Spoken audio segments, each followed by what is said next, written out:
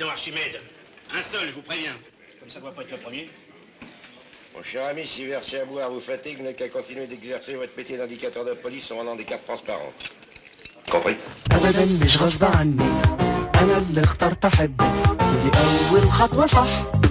La Soifothèque, premier épisode. ودي جنبي مني صح وألف صح عرفت أحلم وغني. Ouh là là là là, alors premier épisode, nous sommes dans les forêts du Morvan, dans un ancien relais de poste nommé le Cornemuse.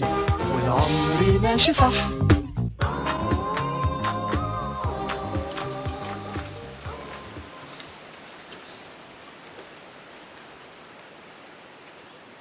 Imaginez un de ces bourgs, comme il en existe tant dans nos provinces, ces fenêtres d'où scintille le bleu des télés de LCI et BFM TV, ces villages qui s'éteignent à 19h, la guirlande de Noël esselée dans le froid, un de ces bourgs de 200 habitants. Dont la population double ou triple les soirs de concert.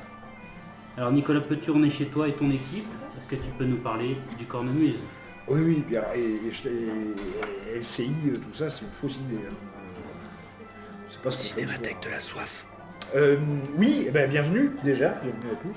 Effectivement, comme vous l'avez très bien dit, c'est comme tu l'as très bien dit, c'est un ancien relais de poste qui a été un lieu de vie finalement depuis près d'une centaine d'années, de danse, de fêtes, de mariages, d'éléments familiaux, tout ça au son de diverses musiques du monde, avec une dominance de la musique traditionnelle qui fait partie de la culture locale. Et puis effectivement, c'est un endroit où on peut manger, on peut boire, on peut se croiser, et puis c'est peut-être encore ce qu'on pourrait appeler un bistrot aussi de village, quoi. Alors c'est un des rares bistrots tout de même. En France, on peut trouver une intégrale des cahiers du cinéma période de cahiers jeunes. Publiquement, oui. Je pense qu'il y en a plein qui lui ont caché sur leurs étagères. Tu peux peut-être nous dire un mot sur ce lien qui unit le lieu avec le cinéma? C'est tout simple, il y a à l'intérieur une cinémathèque, puisque les gens qui font tourner le Cornemuse font également tourner une association qui s'est donnée pour mission de conserver le cinéma. C'est la Cinémathèque de Bourgogne Jean Boucher. Donc il y a forcément dans le lieu énormément de liens à la cinéphilie et puis au cinéma en général. On aura peut-être l'occasion d'en reparler. Notre autre invité est une des figures de ces lieux. On l'a d'abord connu derrière les instruments, soit le cornemuse, l'accordéon ou le biniou, puis à ouvrir son grand coffre sur les planches de théâtre de la région.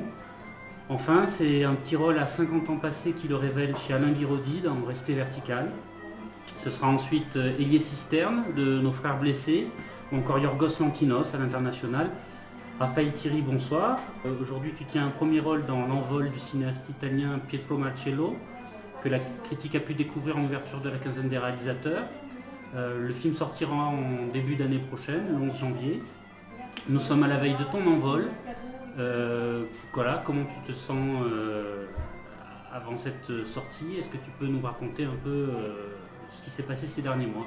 Bonsoir déjà, et oui, bien sûr, on attend avec impatience cette sortie nationale, puisque jusqu'à présent, on a eu la chance de présenter en avant-première dans plusieurs lieux en France et à l'étranger également. Le film, pour l'instant, reçoit un très bel accueil, mais maintenant, on attend le plus large public et puis surtout la critique. On est toujours assez attentif à la critique. C'est le moment un peu qui peut être des fois cruel aussi pour un film, pour un acteur, pour un réalisateur. On attend ça avec impatience, mais bon, je dois dire que nous sommes assez confiants, notamment suite à ce qui s'est passé à Cannes, où l'accueil des journalistes, notamment internationaux, était excellent. Voilà, ouverture de la quinzaine des réalisateurs, projection en Corée, les projections, apparemment les retours sont excellents. Moi j'ai pu voir le film, on va en parler, je suis séduit également. Pietro Marcello, c'est une des grandes figures aujourd'hui du cinéma italien, de ce qui reste du cinéma italien. Mais est-ce que tu peux, Raphaël, nous parler un peu de ton parcours, de cette vie de comédien qui démarre à 50 ans? Tout d'abord, on a l'habitude de dire que j'ai un parcours complètement atypique puisque j'ai été donc musicien, je pratique la cornemuse. Je suis dans l'intermittence depuis 1986. J'ai créé un groupe Faubourg de Boignard qui a tourné énormément en France, en Europe, en Asie, en Afrique. Nous avons tourné pendant 25 ans avec ce groupe. On a été signé chez François G. Lazaro, chez les Garçons de Boucher, à Boucherie Production. Et je concevais toujours les spectacles un peu plus comme des spectacles que des concerts. Quand on était en France, en pays francophone en tout cas, j'avais toujours l'envie d'ajouter du texte. Le texte était un petit peu un liant du spectacle, entre chaque morceau, j'avais des choses à raconter ou alors des textes à dire sur de la musique. Et de fil en aiguille, j'ai eu l'occasion de rencontrer Alexis Louis-Lucas, un percussionniste de Dijon qui m'avait convié pour un spectacle de rue. Et à la suite de ça, il s'est créé une sorte de spectacle cabaret dans lequel il y avait déjà pas mal de textes. Et à la suite de ça, on s'est retrouvés, Alex et moi, un petit peu à se regarder en se disant « Tu ferais pas du théâtre, toi ?» J'ai dit « Si ». Et puis toi, dit « Oui ». Et donc nous sommes partis tous les deux en duo. On a travaillé avec un auteur-metteur en scène. Et ça a duré pendant une bonne dizaine d'années. On a créé du spectacle, notamment avec Patrick Grégoire, un auteur-metteur en scène qui travaille à partir d'interviews, et un théâtre que je qualifierais surtout de théâtre social. Toujours aller à la recherche de la parole, la réécrire et la mettre en scène. Donc on a travaillé sur Métallo et Dégraisseur, un spectacle qui est écrit à partir de témoignages de mon village natal, où je suis fils d'ouvrier, qui raconte la place de l'ouvrier dans la société industrielle, on va dire, du paternalisme à l'actionnariat, comment la place de l'ouvrier évolue dans cette société-là, qui est devenue, pour le fait, un propos universel. Et mon dernier spectacle, un seul en scène, que je joue encore un peu, c'est le seul spectacle que j'ai gardé en théâtre, qui raconte un petit peu ma vie, justement comment je suis passé de rien à la scène. Et puis on m'a toujours dit, tu sais, tu devrais essayer le cinéma, avec la tronche que tu as, ça devrait marcher. C'est quoi cette tronche? C'est une tronche d'un gars qui n'a pas un physique forcément très facile. Et puis à l'époque, surtout, quand j'étais jeune, j'avais un œil complètement atrophié. Donc quand tu commences comme ça dans la vie, tu te dis que tu pars pas gagnant, quoi. Et le spectacle raconte en gros comment plutôt que de me cacher sous la table, ce qui est mon imagé bien sûr, un jour j'ai pris les devants, je suis monté sur la table et puis je suis monté sur scène. Et du coup, le regard sur moi a changé, et puis c'est comme ça aussi que j'ai pris mon envol. Et ma première rencontre avec le cinéma, donc c'était avec Alain Guéraudy. Il ne trouvait pas ce second rôle. Il était passé par les agences et il n'y a rien qui lui donnait satisfaction. Donc ils ont fait un peu des annonces en casting sauvage et je suis tombé sur cette annonce. J'ai contacté le personnage d'agriculteur. Ouais, exactement. Stéphane Battu, le directeur de casting, il m'a dit Alain voudrait te voir. J'ai fait un essai avec Alain, enfin une première rencontre avec Alain, qui était incroyable, qui n'était pas du tout un casting, parce que moi je ne savais absolument pas ce que c'était que les castings en fait. Et j'étais très étonné de ne rien avoir à préparer. Et je suis arrivé, on était dans une toute petite pièce, il y avait un canapé, et Alain me dit assieds-toi là et raconte-moi un souvenir de ton enfance qui est encore présent en toi aujourd'hui. Alors tu imagines un petit peu, toi, heureusement moi j'avais ce spectacle-là, écoute donc voir, donc il raconte un peu ma vie, donc c'était assez facile en fait à me livrer, à raconter voilà qui je suis. Et puis une semaine après il me rappelle, il dit je voudrais te voir pour un essai avec Damien Bonnard, et c'est comme ça que ça s'est fait. Donc premier long métrage, donc déjà un apprentissage. Tu connaissais le cinéma d'Alain Guéraudy? Non, je l'ai découvert en fait. À RSC, non, à RSC oui, mais Alain Guéraudy non. Ce qui m'a permis déjà de me pencher sur son cinéma. Et voilà, première expérience de cinéma où j'avoue que j'ai commencé à apprendre en fait, parce que je conçois un petit peu toujours mon métier, moi, comme du compagnonnage en fait. C'est-à-dire c'est des petits bouts comme ça qui s'enchaînent, où on travaille avec un réalisateur qui va t'apprendre à travailler d'une façon. Auteur, metteur en scène, par exemple Patrick Grégoire, lui il m'a formé au métier du théâtre. J'ai côtoyé des musiciens qui m'ont appris aussi le métier. Et c'est comme ça moi, que je conçois mon éducation artistique en fait. c'est à travers tous ces personnages-là qui m'ont apporté énormément de choses. Et je me suis nourri de tout ça. Et aujourd'hui, quand je suis sur un plateau de cinéma, j'arrive à mesurer l'importance de tout ce que j'ai pu apprendre auprès de ces gens-là. Oui, tu as beaucoup tourné, de nombreux courts-métrages. Oui. C'est allé assez rapidement. Tu as fait de la télé, tu as fait... Oui, ça s'est passé vraiment très très vite. Et le court-métrage, c'est vraiment un format qui me plaît énormément.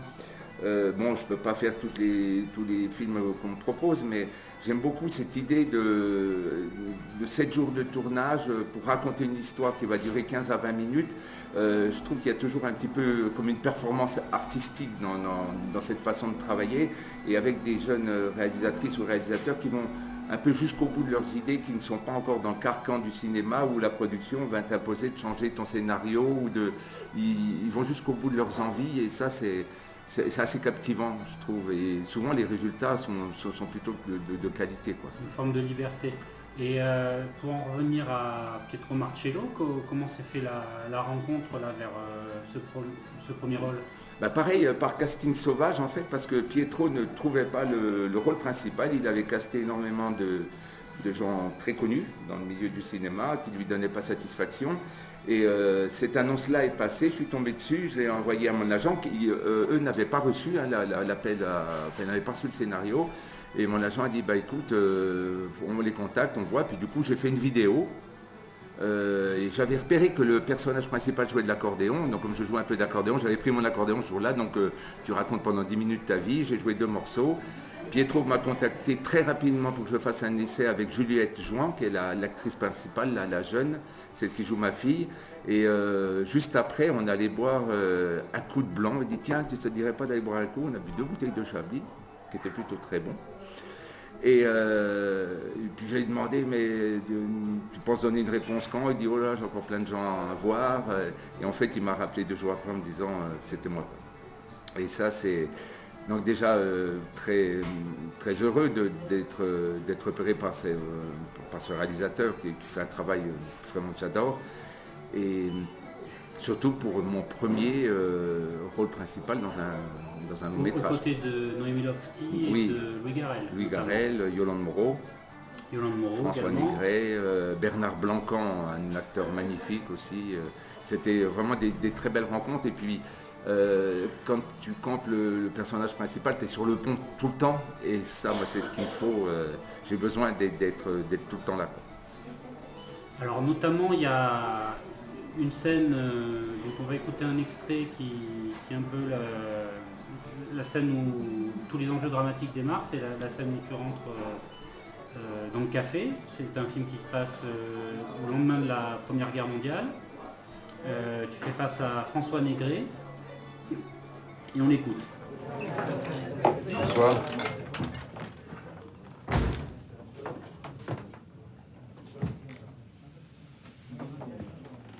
Je loge dans la ferme de Madame Madeleine.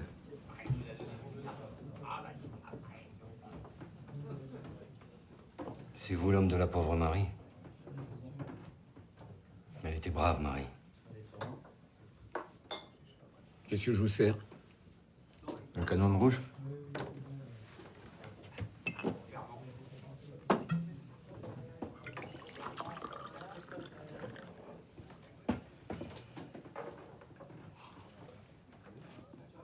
Il y a du travail dans le coin. Qu'est-ce que vous cherchez? Je travaille le bois.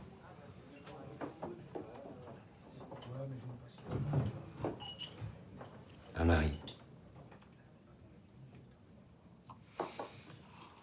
Doigts écorchés, mains blessées, gueule cassée.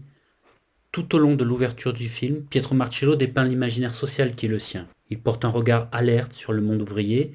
Raphaël Thierry, vous êtes ce corps qui incarne, après Luca Marinelli de Martin Eden, après Vincenzo Motta, le gangster sicilien de la Bocca del Lupo, ces hommes mis au banc d'une société en panne. Une Italie de la privatisation, une Italie de l'austérité, qui à partir des années 90 renonce à la souveraineté de ses grandes entreprises. C'est une vision post-Cinecittà. L'industrie et la machine à rêve sont en panne, les automates de Fellini se sont fait la malle, et ils errent.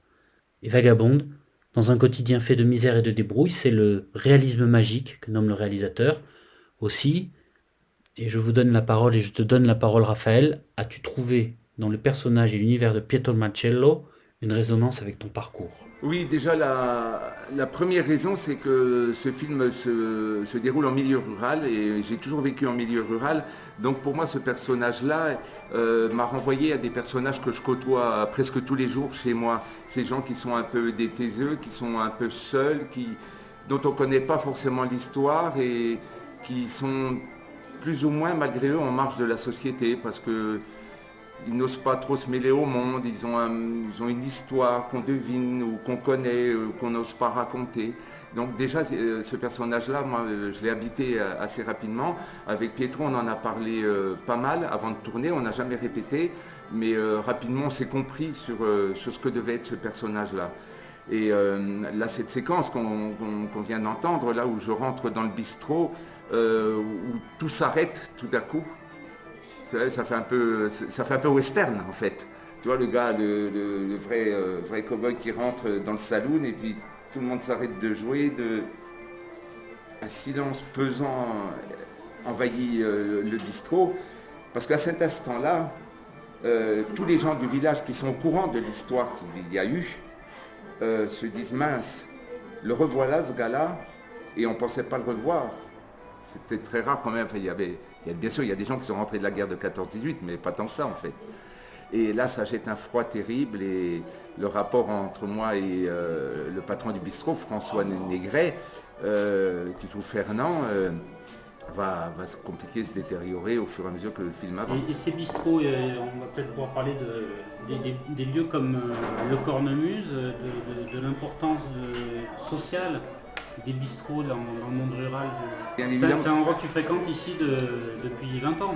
Oui, moi j'ai connu, je connaissais même les anciens propriétaires qui ont été là pendant combien de temps, Nico Je dirais 27, 28 ans. Ouais, c'est ça. Et j'avais connu, moi, le propriétaire encore d'avant, où il y avait un jeu de quilles ici, puis on s'arrêtait de temps en temps boire des coups.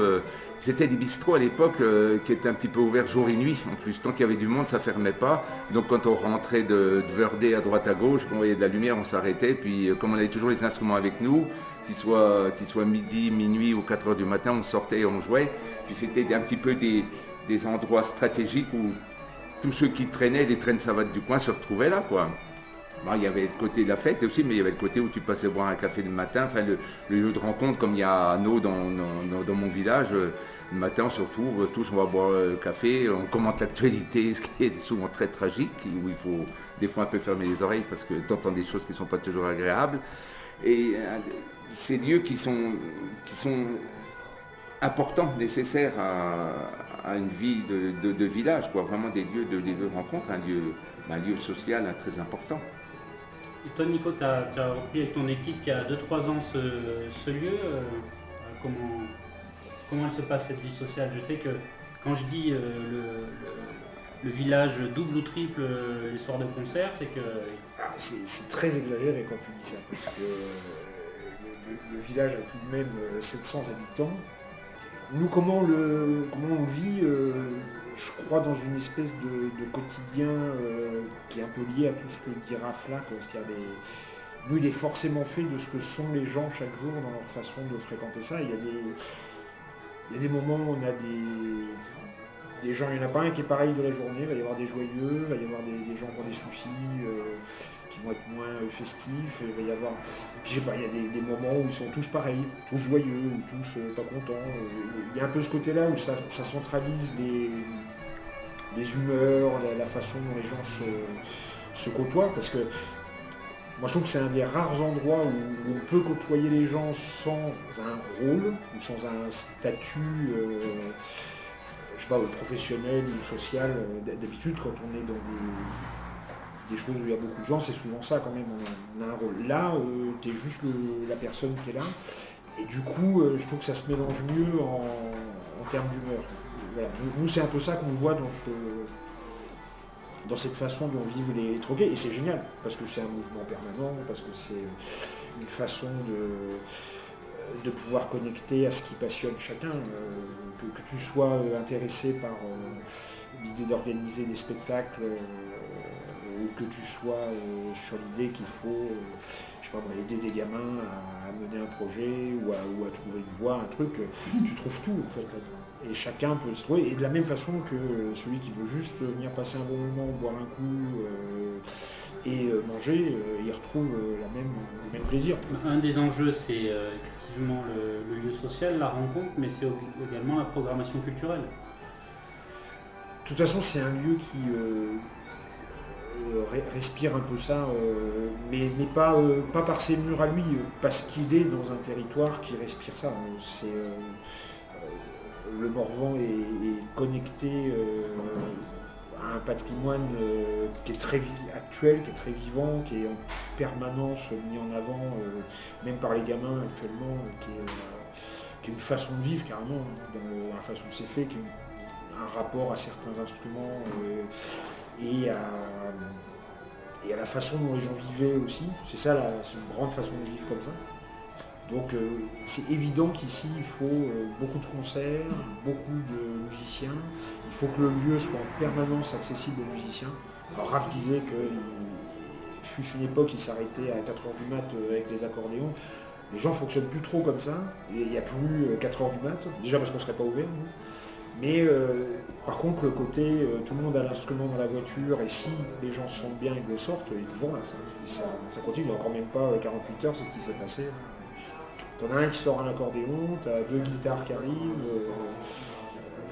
t'as toujours forcément un gars avec une cornemuse pas loin, et c'est une vie qui se fait comme ça. Ouais, et puis toi, ces musiques traditionnelles là sont vraiment celles des pratiques communautaires, mais dans le sens très ouvert de la communauté, c'est-à-dire on se retrouve, ça bœuffe, parce qu'en fonction, quels que soient les musiciens qui arrivent, il y a de la place pour tout le monde, quoi. Et ce qui est intéressant aussi dans ces pratiques-là, c'est que tu connaisses trois mélodies ou 200, tout le monde joue ensemble. On joue ce qu'on sait jouer et puis après, chacun enchaîne. Ça se pratique comme ça l'a été. Et puis de toute façon, je crois que ce qui se passe ici, c'est tout à fait le prolongement de ce qui était traditionnellement un bistrot. Il y avait les dimanches, il y avait un joueur d'accordéon qui faisait danser les gens. C'était comme ça, c'était la salle des fêtes du village, souvent aussi. Hein, ouais, puis ça donne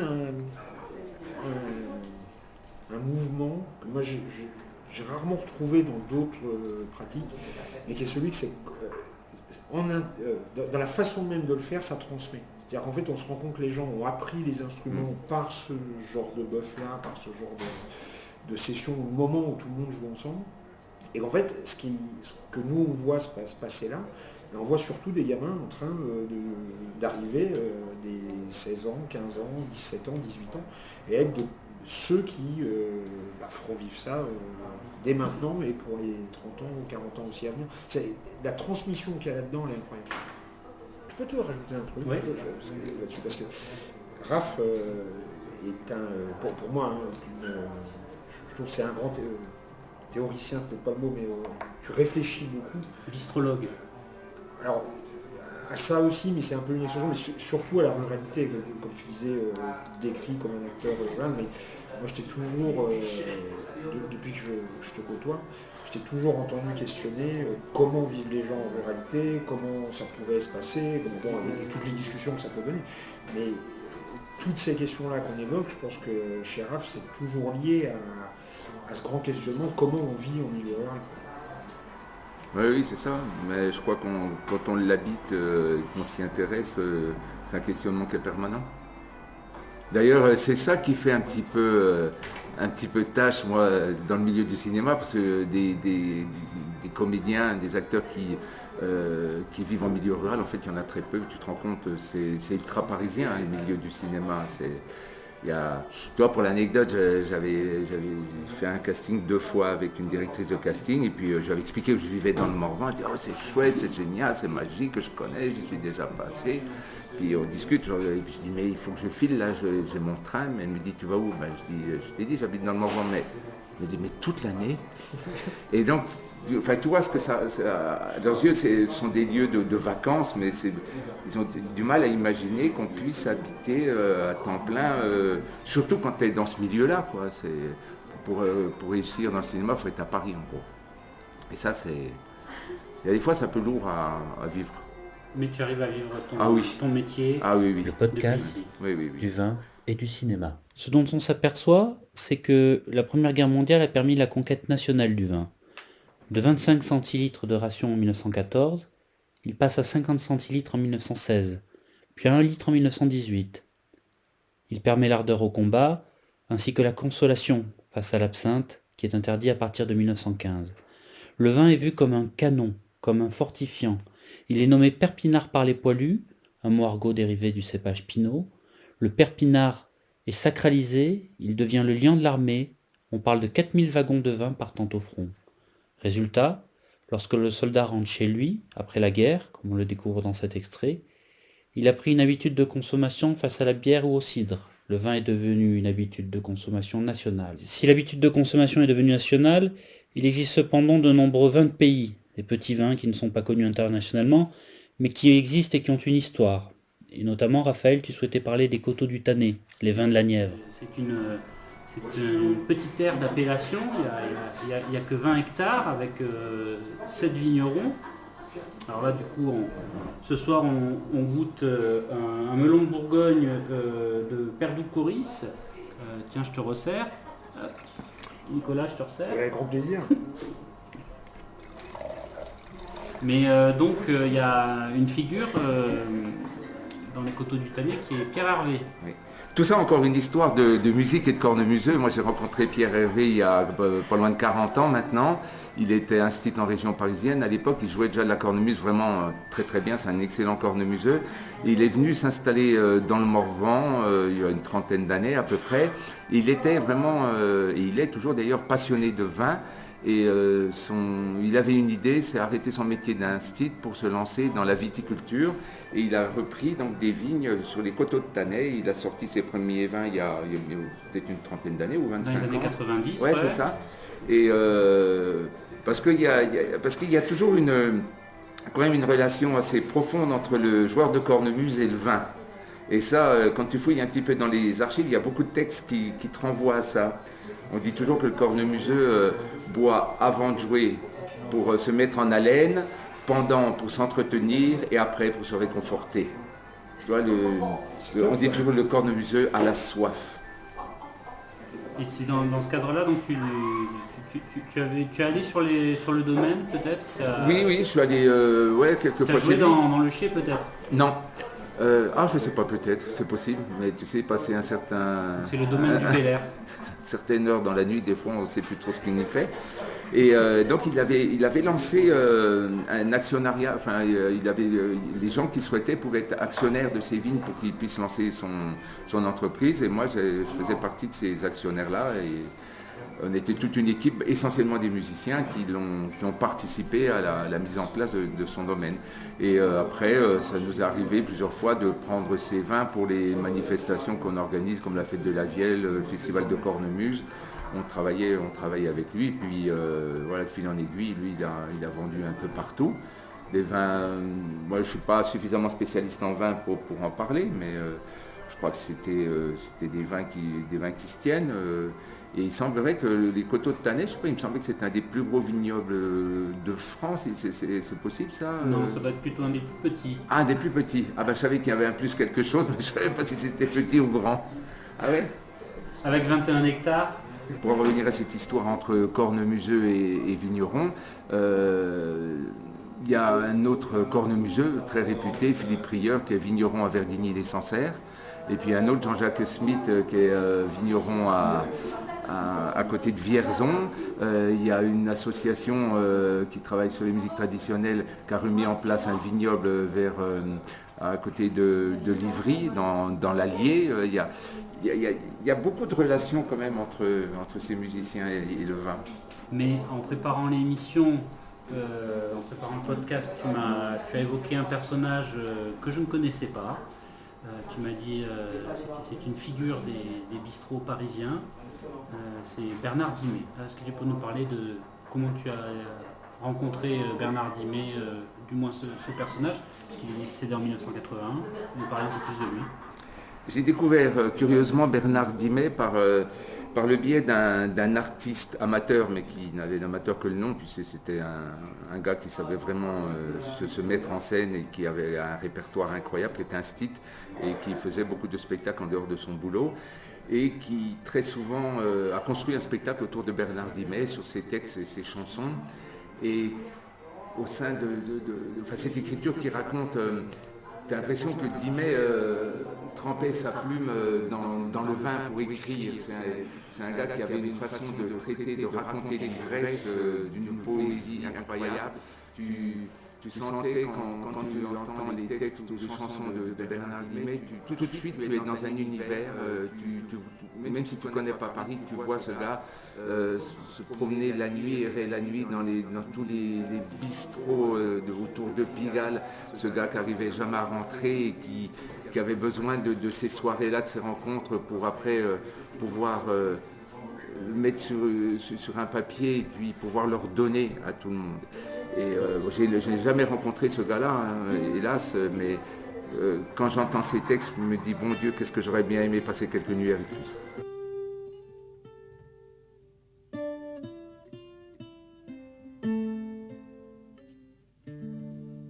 J'aurais du mal à tout quitter, à quitter l'envers et l'endroit, Midi, l'île de la cité, n'importe qui, n'importe quoi. Quitter, c'est le seul mot qui compte. Quitter son chien, souvent, c'est trop. Savez-vous que si je raconte mes auberges, mes bistrots, soudain je sens mon cœur qui flanche. Un jour on comprend, mais trop tard, qu'on a perdu ses coudées franches. On a pris le mauvais départ, celui qui mène au bout du compte. Peut-être à sa moralité. Heureux, c'est le seul mot qui compte. J'aurais du mal à tout quitter.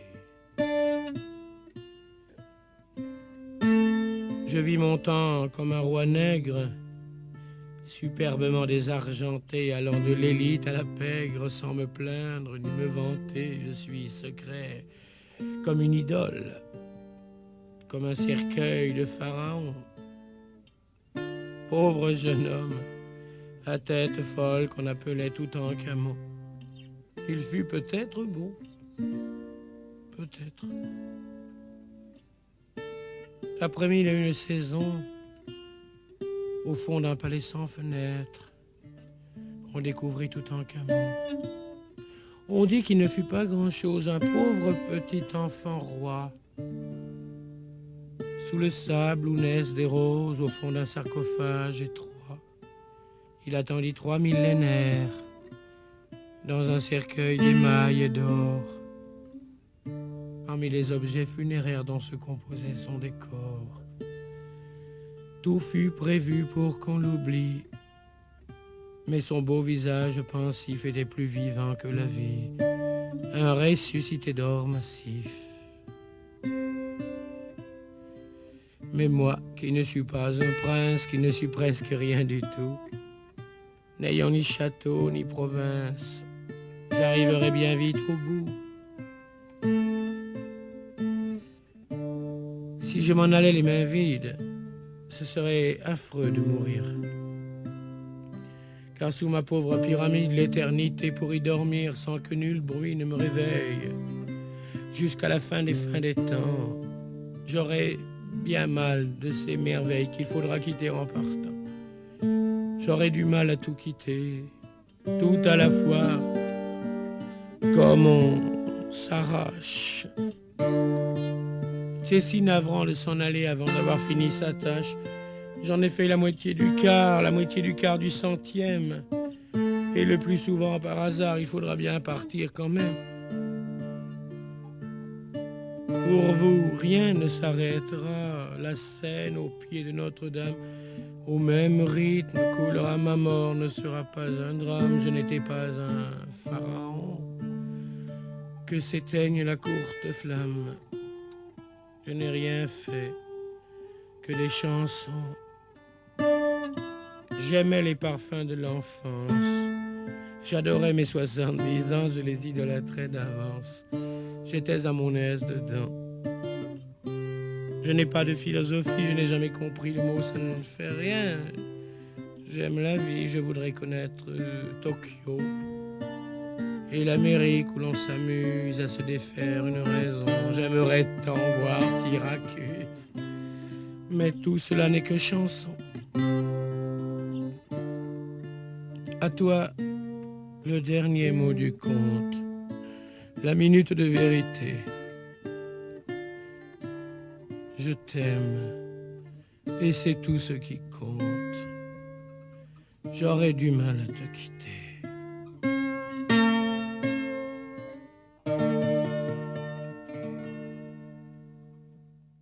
Est-ce que vous connaissez ce texte de Dimet, Ivrogne? C'est un mot qui nous vient de province et qui veut rien dire à Tulle ou Châteauroux, mais au cœur de Paris. Je connais quelques princes qui sont selon les heures archanges ou loup-garou. L'ivresse n'est jamais que le bonheur d'une rencontre, ça dure 1 heure ou 2, ça vaut ce que ça vaut. Et qu'il soit minuit passé ou 5 heures à ma montre, je ne sais plus que monter sur mes grands chevaux. Ivrogne. Ça veut dire un peu de ma jeunesse, un peu de mes 20 ans pour une île au trésor. Et c'est entre Pigalle et les abbesses que je ressuscitais quand j'étais ivre-mort. J'avais dans le regard des feux inexplicables, je disais des mots 100 fois plus grands que moi, mais j'avais beau finir mes soirées sous la table, ce naufrage après tout ne concernait que moi. Ivrogne.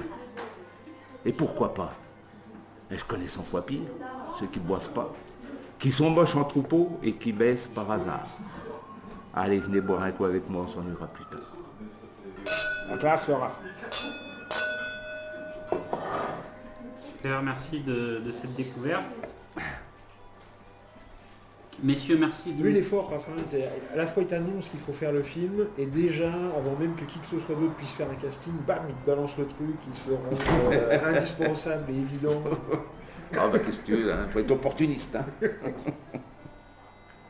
Messieurs, merci d'être venus dans ma Soifothèque. Merci de m'avoir accueilli chez vous dans le Morvan. Merci à toi, puis longue vie à l'émission. Allez. On y croit. C'était la Soifothèque, une émission enregistrée au Cornemuse de Harleuf dans le Morvan. Merci à Raphaël Thierry, Nicolas Petiot et toute l'équipe du Cornemuse. Un merci particulier à Jérémy Gauthier pour la prise sonore, au Pacte pour l'utilisation de l'extrait sonore de Pietro Marcello. Un salut amical à toute l'équipe de Radio Vino. C'était Nicolas de la Soifothèque. On se retrouve prochainement pour de nouveaux épisodes. Et d'ici là, sur